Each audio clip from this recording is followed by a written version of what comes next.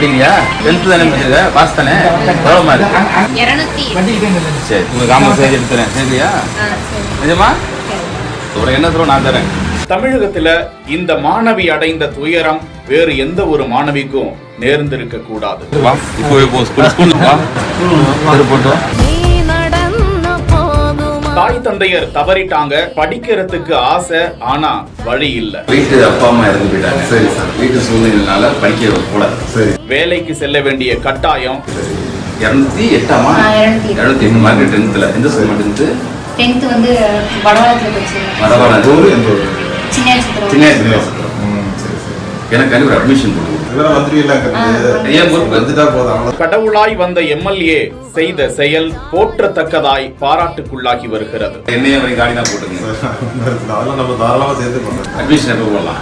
இந்த லெக்கே போட்டாலும் போட்டுக்கலாம். போட்டுருங்க, அட்மிஷன் போட்டுருங்க. போடலாமா? போட்டுவிட வல்லங்களோட தொழுது நீ.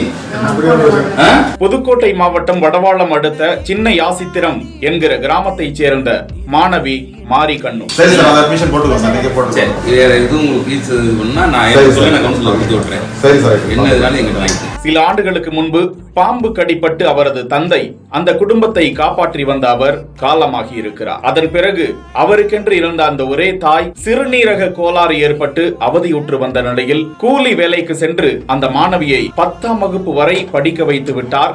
அதன் பிறகு படிக்க வைக்க அவரால் இயலவில்லை. சிறுநீரக கோளாறு முற்றி மருத்துவமனையில் அனுமதிக்கப்பட்டிருந்த அவர் சில மாதங்களுக்கு முன்பு அவரும் உயிரிழந்து விடுகிறார். உறவினர்களால் எத்தனை நாட்கள் அந்த மாணவியை பார்க்க முடியும், படிக்க வைக்கத்தான் முடியும் என்ற நிலையில் அந்த மாணவி வேலைக்கு செல்ல வேண்டும், அதன் மூலம் வயிற்று பிழைப்பை நடத்த வேண்டும் என்ற கட்டாயத்திற்கு 10ஆம் வகுப்பு படிக்கும் போதெல்லாம் தள்ளப்படுகிறார். பெருங்கலூர் என்ற பகுதியில் இயங்கிக் கொண்டிருக்கும் எலக்ட்ரிக்கல் ஷாப் ஒன்றில் பணிக்கு சேர்ந்து கடவுளாய் அந்த பக்கம் எம்எல்ஏ முத்துராஜா அவர்கள் புதுக்கோட்டை சட்டமன்ற உறுப்பினர் அந்த வழியாக காரில் சென்று கொண்டிருந்த போது அந்த எலக்ட்ரிக்கல் கடைக்கு அருகாமையில் இருக்கக்கூடிய டீ கடையில் வண்டியை நிறுத்துமாறு கூறி தேநீர் அருந்தி கொண்டே அந்த மாணவியை பார்த்திருக்கிறார். அங்குதான் கடவுள் எம்எல்ஏ ரூபத்தில் திருவிளையாடி இருக்கிறார் என தெரிய வருகிறது. அந்த மாணவியிடம் சென்று இத்தனை சிறுவயதில் பள்ளிக்கு செல்லாமல் ஏன் இங்கே பணிபுரிகிறார் என அந்த மாணவியிடம் கேட்க அவரது துயர் நிலையை அறிந்து கொண்ட எம்எல்ஏ